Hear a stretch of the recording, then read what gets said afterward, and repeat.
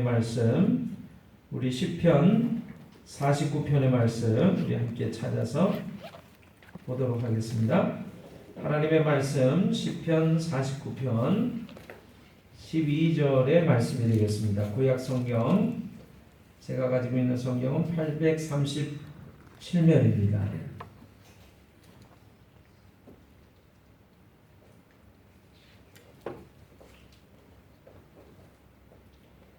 시편 49편 12절.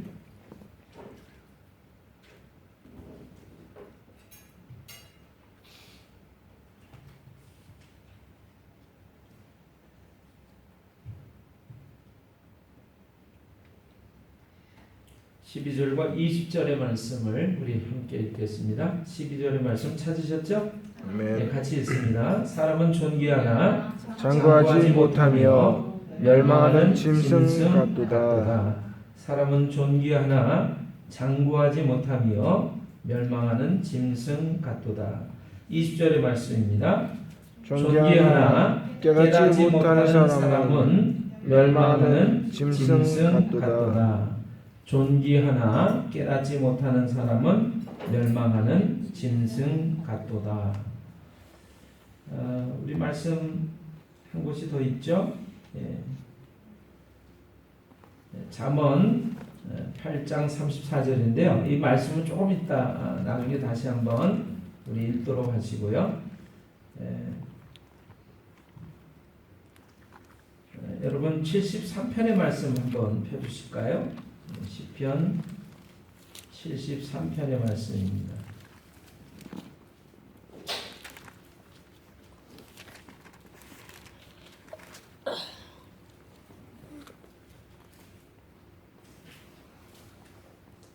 시편 73편 22절의 말씀이 되겠습니다. 73편 22절의 말씀 찾으셨죠? 우리 한 목소리로 같이 읽습니다. 시작. 내가 이같이 우매무지함으로 주 앞에 짐승이오나. 내가 이같이 우매무지하여 주의 앞에 짐승이오나. 23절. 내가 항상 주와 함께하니 주께서 내 오른손을 붙드셨나이다. 24절입니다. 24절. 주의 교훈으로 나를 인도하시고 후에는 영광으로 나를 영접하시리니. 25절. 하늘에서는 주 외에 누가 내게 있으리요 땅에서는 주밖에 내가 사모함이 없나이다. 26절까지 있습니다.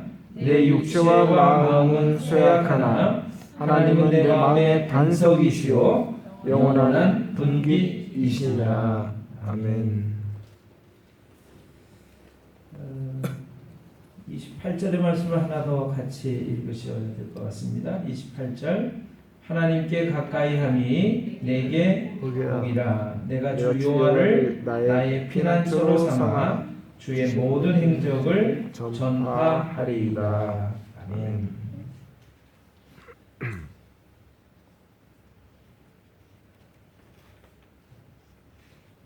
제가 오늘 예배의 기원 가운데 시편 23편의 말씀을 제가 고백을 했습니다. 여호와는 나의 목자시니 내게 부족함이 없으리로다.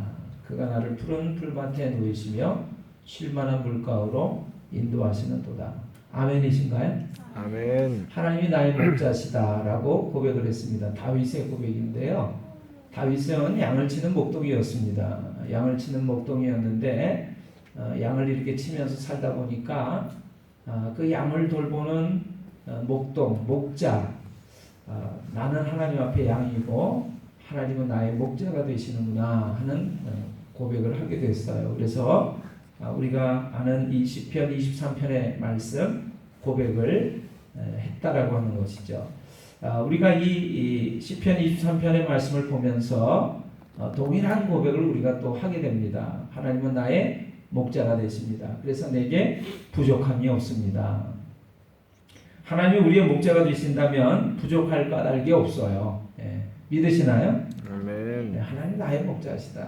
그러니까 하나님이 나의 목자라고 하는 고백과 그 믿음을 가지고 있다면 여러분 하나님이 늘 함께 하시는 것을 경험하고 체험하고 고백하게 될 줄로 믿습니다. 이 시편 23편의 말씀을 읽으면서 양을 기르는 일은 얼마나 목가적인 행복한 일일까 이렇게 그 소망을 가진 그런 집사님이 한 분 계셨어요. 그래서 예수원이라고 하는 데를 가서 그 예수원에서 다른 일은 없는데 다른 이런 프로그램이 있습니다. 예수원에 양의 털을 이렇게 깎아 보는 그런 경험을 하는 그런 프로그램이 있어요. 그래서 이 집사님이 생각을 하면서 예수원에 가서 양의 털을 내가 이렇게 탁 깎으면 양의 하얀 털들이 이렇게 숙히 쌓이고 모여지고 그리고 그 양들은 또 한번 이발을 깨끗하게 하는 거잖아요. 그래서 그런 생각을 이렇게 하면서 예수원의 그 양털 깎는 프로그램에 지원을 하게 됐습니다. 그래서 그 프로그램에 지원해서 그 경험을 하면서 느꼈던 거를 글로 썼는데 그거를 하나 좀 여러분들에게 소개를 해드릴까 싶습니다. 한 집사님이 예수원 공동체에서 양털 깎기 체험을 하고 받은 느낌을 적은 글입니다. 드디어 양털 깎기 작업이 시작되었다. 말로만 듣던 양을 직접 대하고 더욱이 양털까지 깎게 된다니 시편 23편을 즐겨 묵상하던 나의 기대는 말할 수 없게 컸다. 그러나 그 기대는 양털 깎기를 시작한 지 얼마 되지도 못해서 무너져 버리고 말았다. 양들이 느닷없이 뛰며 소동을 피우는가 하면 역겨운 냄새가 진동하는 트림을 하기도 했으며 시도 때도 없이 오줌과 똥을 싸기도 했다. 특히 엉덩이 부분을 손질할 땐 지저분함과 추한 냄새로 견디기가 어려웠다. 그뿐만이 아니었다. 양털에 배어있는 고약한 냄새와 더러운 기름기가 온통 그대로 나의 옷에 스며드는 것이었다. 얼마나 머리가 찌근거리든지 양털 깎는 일로는 절대로 이 예수원에 다시 오지 않으리라고 다짐까지 할 정도였다. 그토록 고통스러운 일주일 동안의 양털 깎기가 끝나던 토요일 저녁, 내 마음속에 전혀 새로운 생각이 떠오르기 시작했다. 양털 깎는 일이 내게는 그토록 고통스러웠지만 그 목장의 목자들은 아무렇지도 않았어. 역겨운 냄새나 더러움을 조금도 문제 삼지 않는 모습이었어. 정말 태연히 기쁘게 일하고들 있었어. 양을 스스럼 없이 쓰다듬어 주거나 좋은 말로 타이르기도 하며 내가 그토록 역겨워하던 부위를 다정하게 손질까지 해주지 않던가. 이것이 도대체 무슨 차이일까? 나와 그 목자들 사이에 다른 점이 있었다면 무엇이었을까? 그래, 그거로구나. 목자들은 양들을 사랑하고 있었던 거야. 그래서 내게는 더럽고 역겨웠던 것들이 그들에게는 전혀 문제가 되지 않았던 거야. 이런 생각과 함께 내 마음속에는 알 수 없는 기쁨이 솟아오르기 시작했다. 그래, 나도 양들과 다를 바가 없어. 아니, 바로 내가 양이야. 더럽고 역겨운 냄새나 풍기면서 얼마나 목자를 성가시게 했던가. 그렇지만 목자가 되시는 주님께서는 나를 사랑하시기 때문에 나의 모든 더러움을 전혀 문제 삼지 않으시고 오히려 가까이 기꺼이 품어주시고 돌보아주시고 지켜주시는 거지. 여기까지 생각이 미치자 예수님이 나의 목자 되심의 의미가 얼마나 뜻깊어지는지, 여호와는 나의 목자시니 내가 부족함이 없다는 다윗의 고백이 얼마나 감동적으로 다가오는지 나는 다시 한번 나의 목자 되신 하나님 앞에 감사의 무릎을 꿇지 않을 수가 없었다. 아멘이신가요? 아멘. 네. 우리가 생각하는 양의 모습은요, 하얀 양을 생각하잖아요. 그렇죠? 근데 직접 양을 만나 보면 회색 빛깔에 똥도 좀 묻어 있고 더러운 냄새, 그리고 찐득찐득한 진흙과 흙덩어리, 먼지, 그런 것들이 잔뜩 있는 양이라는 거죠. 그래서 그 양을 늘 돌봐주고 깨끗이 하고 먹을 것을 주고 돌봐주지 않으면 양은 살아갈 수가 없다라고 하는 것입니다. 근데 남의 입장이 돼서 이렇게 양을 돌보려니까 일주일이 죽을 것 같이 힘든 거죠. 그러나 목자들은 달랐다라고 하는 것이죠. 하나님께서 우리를 더러운 양으로 보지 않고 사랑스럽게 보시기 때문에 하나님이 우리의 목자가 되어 주시기 때문에 오늘 우리의 삶이 이처럼 복 있는 삶을 살게 되는 줄로 믿습니다. 아멘. 여러분과 제가 하나님께서 감사와 찬양을 멈추지 말아야 될 줄로 믿습니다. 여러분 오늘 본문의 말씀 읽으셨는데 시편 49편의 말씀 12절을 읽었습니다. 사람은 존귀합니다. 이렇게 되어 있어요. 하나님 말씀 우리에게 들려주고 계신 말씀이 사람은 존귀하다. 그런데 단점이 하나 있습니다. 단점이 뭐죠? 오래가지 않는다는 거예요. 장구하지 못하다라고 하는 것입니다. 여러분 천년 만년을 사는 인생이 없어요. 아무리 존귀한 사람이라도 여러분 100년을 넘어 살지 못합니다. 100년이 사실은 긴 세월 같지만 그러나 제가 보니까 제가 거의 60여 년을 살았어요. 100년 100살까지 산다라고 해도 40년 남은 거예요. 이제 제가 살아온 삶보다는 살아갈 삶이 더 적게 남았다라고 하는 것이죠. 근데 100살까지 우리가 사는 사람이 그렇게 많지 않잖아요. 그렇죠? 건강하게 오래 100살까지 사는 사람이 많지 않습니다. 7, 80 노인이 되면 뭐 요즘은 또 60부터 인생은 60부터 그래서 70, 80은 또 노인도 아니라고 말씀하시는 분이 계세요. 그러나 일단 나이가 들어가기 시작하면 여기저기 몸이 아프고 쑤시고 여러 가지 불편한 모습들이 생기기 시작합니다. 그래서 건강한 모습으로 100살까지 사는 것이 쉽지 않은데 여러분 그 100살까지 사는 것도 또 쉽지 않다라고 하는 거죠. 그런 점에서 본다면 오늘 하나님의 말씀이 맞는 것 같아요. 사람은 존귀하지만 장구하지 못하며 멸망하는 짐승 같도다. 여러분 멸망하는 짐승이라고 하는 점에서 한번 좀 생각을 해봤습니다. 만약 우리가 한 사람과 1000마리의 닭이 있다라고 할 때 여러분 한 사람을 살리는 것을 우리가 택할까요? 아니면 마리수가 많으니까 1000마리나 되는 닭을 살려야 된다라고 생각하는 사람이 아니면 있을까요? 우리 가운데 한 사람을 살려야 될까요? 1000마리의 닭을 살려야 할까요? 지훈 형제 1000마리가 좀 많으니까 1000마리 살려야지 한 사람이 죽는 것보다는 네? 어떻게 생각해? 한 사람이 죽는 것보다 자, 한 마리 한 사람과 1000마리의 닭이 있을 때 근데 자, 둘 중에 하나를 살려야 된다라고 하면 우리는 많은 수의 닭을 살려야 된다라고 생각을 하는지 아니면 한 사람을 살려야 된다고 생각하는지. 지훈 형제 생각은? 한 사람이. 왜 그러지? 여기 1000마리나 되는데.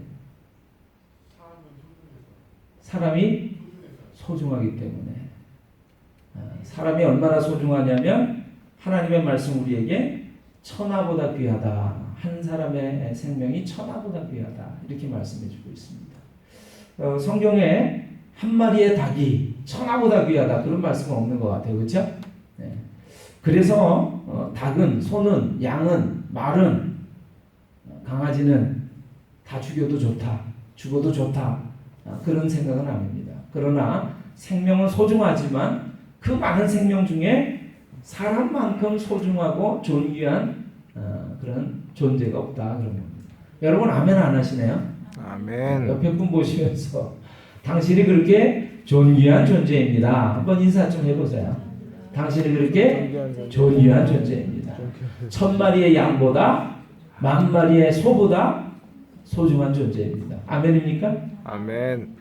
근데 왜 사람이 그렇게 존귀할까요? 사람이 왜 이렇게 존귀하죠? 짐승은 길러가지고 육고기를 먹을 수가 있습니다. 그렇죠? 또는 젖을 얻을 수가 있습니다.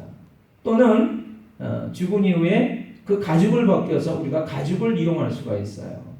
가치라고 하는 점에서 보면 짐승은 고기와 젖과 가축을 주니까 효용 가치가 높습니다. 사람은 그렇게 한다면 사람의 고기를 먹을 수 있는 것도 아니고 또 가죽을 얻을 수 있는 것도 아니고, 물론 식인종이 본다면 그렇죠? 식인종이 열차를 보면서 그랬대잖아요. 김밥이라고 그랬대잖아요. 그런데 식인종의 개념이 아니라 우리 일반적인 정상적인 사람들의 눈으로 본다면, 여러분 짐승과 인간의 가치를 따졌을 때 인간에게서 얻어낼 수 있는 것이 짐승에게서 얻어낼 수 있는 그런 것을 얻어낼 수 없음에도 불구하고 왜 사람이 귀하다라고 얘기를 하는 것일까요? 우리가 성경적으로 좀 이해를 해보면, 하나님께서 사람을 창조하실 때 하나님의 형상으로 만드셨다고 성경은 우리에게 가르쳐주고 계십니다. 그래서 사람이라고 하는 존재는 하나님의 형상을 닮았기 때문에, 하나님의 모습을 품고 있기 때문에 소중하다 그런 것입니다. 여러분들이 동의를 안 하셔서 제가 좀 설명을 조금 더 드리면, 여러분 사진을 찍고 난 다음에 사진이 잘 나왔다라고 생각할 때 언제 사진이 잘 나왔다고 생각하고 기뻐하죠? 우리 교회 식구들이 다 사진을 찍었어요. 사진이 잘 나왔다고 내가 생각이 되질 때는 그 많은 사람들 중에서 내 얼굴이 유독 잘 나왔을 때, 그때 우리는 다른 사람이 하품을 하고 있던, 눈을 감았던, 딴짓을 하고 있던 사진이 잘 나왔다고 얘기합니다. 아멘인가요?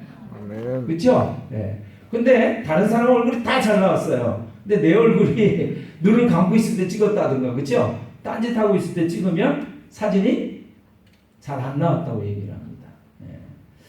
그래서 굉장히 중요한 것 같아요. 나하고 연관되어 있는 부분.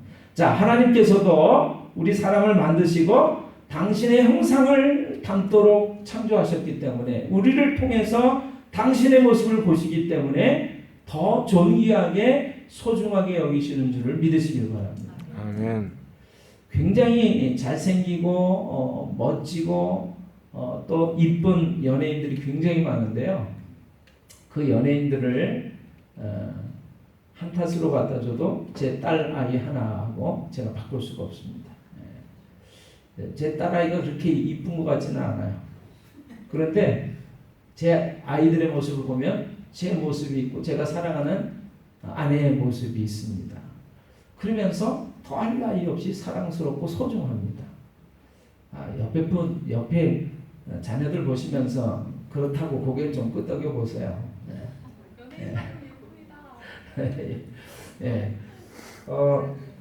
제가요 지금 뭐를 하나 좀 갖고 나왔습니다. 여러분, 이게 뭐냐면요, 제가 이런 이름표를 굉장히 많이 갖고 있는데 제가 좀 쓸데없는 것들을 굉장히 귀하게 생각하면서 보관하고 있습니다. 보관하고 있는 것들 중에 하나를 제가 갖고 나왔는데요. 이게 뭐냐면 제가 목사가 돼서 이제 연회라고 그러죠. 우리 1년에 한 차례씩 있는 충청북도의 모든 감리교회가 모이는 회의가 있습니다. 그걸 연회라고 그러는데, 연회에 참석할 때마다 이름표를 하나씩 줍니다. 이름표. 보이세요? 네, 여기 보면 매퇴 연회 청주북지방 박원기 목사 이렇게 명찰이 있어요. 그런데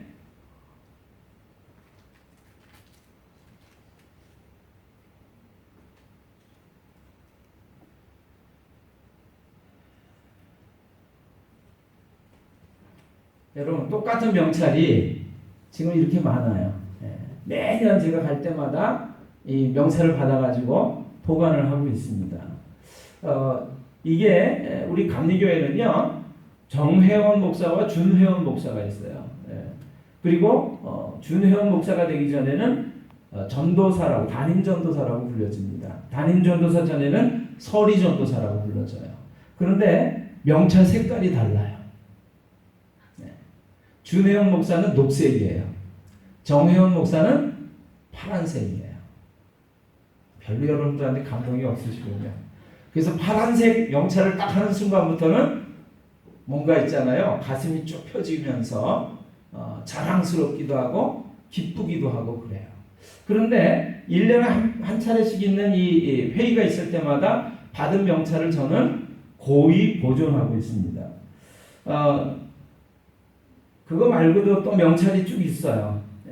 그래서 제가 처음에 이 받은 명찰은 이게 뭐냐면 2007년도에 우리 청주 북지방의 감리교 전체로 보면 이제 지방 임원이 돼가지고 받는 교육이 있습니다. 지도자 임원 교육이 있는데 제가 지방 회계를 맡아가지고 교육받을 때 받은 명찰이에요. 여기 뭐라고 되어 있냐면 충북 청주북 회계 박원기 목사 이렇게 되어 있어요. 자, 2007년도였는데 요거는 2013년도에 감리사 대회를 하면서 선교부 총무가 돼가지고 제가 받았던 명찰입니다. 그 다음에 2015년도에 교육부 총무가 돼가지고 받았던 명찰이에요. 그 다음에 이제 요번에 감리사가 돼가지고 받은 교육이 있었는데 그거는 명찰을 제출을 하라고 그러더라고요. 그래서 제가 안타까웠지만 제출을 하고 요번에 우리 그 충북연에 목회자 부부 부흥성회가 있었습니다. 거기 가서 이제 받은 명찰이에요. 요거는 이제 박원기 감리사 이렇게 해가지고 명찰을 받았어요. 그래서 제가 요것도 또 제출하라고 그러는데 나는 이거 제출할 수 없어요. 그리고 가지고 왔어요. 보관하고 있어요. 그거 외에도 여러 지금 이제 명찰들이 쭉 있습니다. 그래서 이거가 이제 한 30몇 개가 돼요. 제가 목회 22년 했으니까 매년 한 번씩 갔어도 22개가 있잖아요. 그러니까 제 아내가 저걸 보면서 맨날 그 쓸데없는 거를 왜 이렇게 모아놓느냐고 그래요. 그런데 제가 이제 그냥 명찰도 하나 갖고 왔는데 여러분 그냥 명찰은 뭐 한 500원, 1000원 주면 살까 합니다. 그런데 이 명찰은 500원, 1000원짜리하고는 조금 달라요. 왜 그러죠? 제 이름이 들어가 있습니다. 이 이름을 볼 때마다 이게 어떤 회의였지, 어떤 모임이었지, 내가 그때 어떠한 신분으로 참석했었지라고 하는 것들을 생각해 볼 수가 있어요.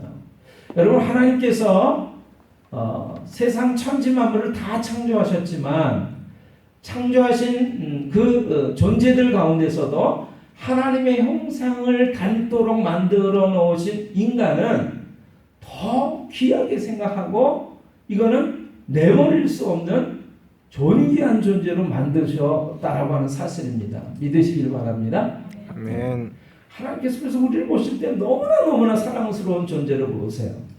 사실은 이거를 우리 삶의 모습으로 얘기하면 하나님의 자녀로 만드셨기 때문에 하나님의 얼굴을, 하나님의 모습을 닮은 자식으로 만드셨기 때문에 하나님이 그처럼 사랑하고 존귀하게 여기시는 줄로 믿으시기를 바랍니다. 아멘. 자, 그래서 사람이 존귀해진 거예요. 근데 여러분, 사람은 외형만 하나님을 닮은 것이 아니라 마음속 깊은 영혼 속까지 하나님을 닮도록 만드셨어요. 그래서 우리가 가진 육체적인 능력도 뛰어나지만 지성과 감성과 이 영적인 능력은 하나님의 자녀로서 손색함이 부족함이 없습니다. 그런데 이렇게 살던 사람이 하나님의 모습을 형상을 잃어버립니다. 죄를 짓는 순간부터. 그래서 하나님을 떠나 살게 되고 하나님을 잊어버리고 살게 되고 내 뜻대로 내 마음대로 내 생각대로 살아가는 모습이 있게 됐어요. 자, 전에 제가 성경 공부를 할 때 이렇게 말씀드렸습니다. 배가 바다 위를 이렇게 나아갑니다. 항해를 해갑니다. 그런데 목적이 있는 곳을 향해서 배가 나아갈 때를 우리는 항해를 한다고 얘기를 해요. 그런데 목적을 잃어버리고 배가 막 바다 위를 떠다니는 것을 뭐라고 그러냐면 표류한다고 얘기를 합니다. 하나님이 원래 우리를 창조하신 그 원래의 목적과 의미를 잃어버리지 않고 하나님의 뜻을 향해서 이렇게 나아가는 삶이 될 때 우리의 삶은 목적이 있는 삶, 항해하는 삶이 되는데, 그러나 그 목적을 잃어버리면 표류하는 삶을 살 수밖에 없어요. 종종 내비게이션을 말이죠. 자동차 운전을 할 때 내비게이션을 제대로 이렇게 업그레이드를 안 하고 운전을 하다 보면 여러분 어떤 목적지를 찾아가는데요. 그 목적지 근방에 와가지고 이 내비게이션이 막 헤맬 때가 있습니다. 여러분 경험하신 적 있으시죠? 없으신가요? 전부 업그레이드를 잘하고 계신가요? 아니면 내비게이션이 필요 없을 정도로 정확한. 그래서 내비게이션을 업그레이드를 안 해놓으면 막 얘가 그냥 일로 가게 했다가 절로 가게 했다가 바로 코앞에 목적지인데 저는 모르죠. 근데 한참 헤매다 보면 그 길, 저 길, 이 길 막 해가지고 목적지에 도착하게 할 때가 있어요. 막 내비게이션이 막 헷갈리는 거예요, 얘가. 하나님을 잃어버린 인생이 바로 이 업그레이드를 하지 않은 정확한 그런 지식이 없는, 지혜가 없는 이 내비게이션의 모습과 같다라고 하는 사실을 여러분 깨달으시기를 주님의 이름으로 축원합니다. 아멘. 그래서 우리가 하나님을 잃어버리지 않고 살아가는 것이 굉장히 중요해요. 하나님이 우리를 만드신 그 의미와 가치를 상실하면 오늘 하나님의 말씀은 뭐라고 그러냐면 멸망하는 짐승과도 같다라고 우리에게 말씀해 주고 있습니다. 여러분, 짐승은요, 짐승에게 무슨 선악을 알고 이성적으로 판단하고 목적과 가치가 있는 삶을 살아가는 어떤 모습이 있겠습니까? 짐승은 그냥 아무 생각 없이 먹을 거 주면 잘 먹고 있다가 어느 날 때가 되면 잡혀 죽는 것밖에 없는 거예요. 그런데 사람은 다르다라고 하는 것입니다. 사람은 그냥 하나님이 만들어 놓으신 목적과 가치를 가지고 하나님의 형상을 닮아서 창조가 됐기 때문에 아름다운 하나님의 뜻과 목적을 향해서 살아가는 줄로 믿으시기를 바랍니다. 아멘. 근데 그런 거를 잃어버리면 멸망하는 짐승과도 같은 삶이 되어버리는 거죠. 저는 최근에 뉴스를 보면서 고유정이라고 하는 한 여자를 보게 됐습니다. 평범한, 사실은 어떻게 보면 하나님의 형상을 닮아 창조되고 이 세상에 태어나게 된 인간의 모습인데, 사람인데 그 하나님의 형상을 잃어버렸을 때 사람의 그 존귀한 가치를 잃어버리고 짐승보다 못한 모습으로 전락한 모습을 제가 보게 되면서 우리가 하나님을 잃어버리면 저렇게 될 수 있겠구나 하는 생각을 했습니다. 사실은 우리가 하나님을 잃어버린 순간부터 이미 그러한 존재가 됐기 때문에 하나님이 안타까우셔서 우리를 구원하시기 위해 그분의 아들을 이 땅에 보내셨다는 사실을 여러분 기억하시길 바랍니다. 여러분, 성경은 우리에게 이렇게 말씀해주고 있어요. 사람은 존귀하지만 장구하지 못하기 때문에 멸망하는 짐승과 같고, 또 우리가 20절에 보면 깨닫지 못하는 인생은, 깨닫지 못하는 사람은 멸망하는 짐승과 같다. 사실은 내가 어떻게 살아야 하는지를 알지 못하고 하루하루를 그냥 먹고 배설하고 쓰고 누리고 그렇게 살아간다면 짐승과도 다를 바 없다라고 하는 것을 하나님 우리에게 경고해 주고 계신 줄을 믿으시길 바라요. 아멘. 사람은 존귀하나 장구하지 못하며 멸망하는 짐승 같도다.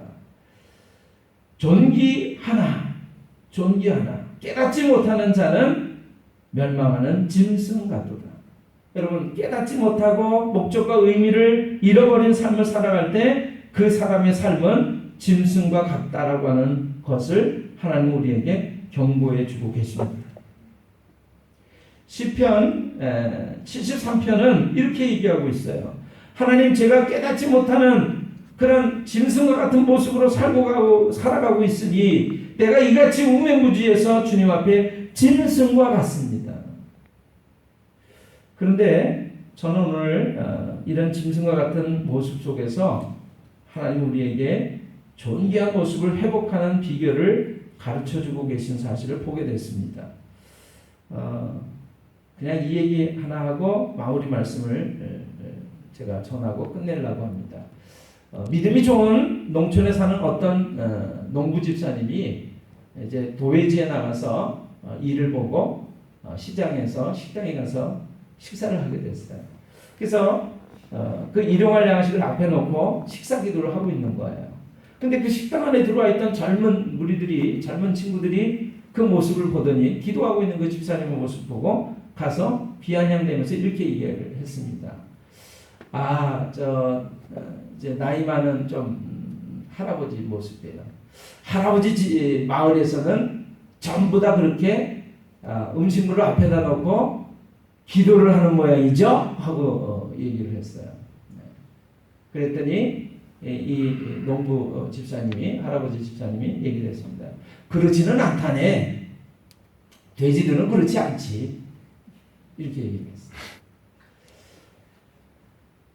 기도하지 않고 음식을 막 먹고 있는 그 사람들, 기도하는 그 할아버지 집사님을 비웃으면서 얘기를 하니까 이 할아버지 집사님이 멋지게 한 방을 날린 거죠. 돼지들은 그렇지 않다네. 너희들도 돼지 아니야? 깨닫지 못한다면 여러분 짐승과도 같다라고 하는 것이죠. 여러분 잠언 말씀 한번 보실까요? 오늘 본문의 말씀인데 8장 34절의 말씀입니다. 잠언 8장 34절의 말씀.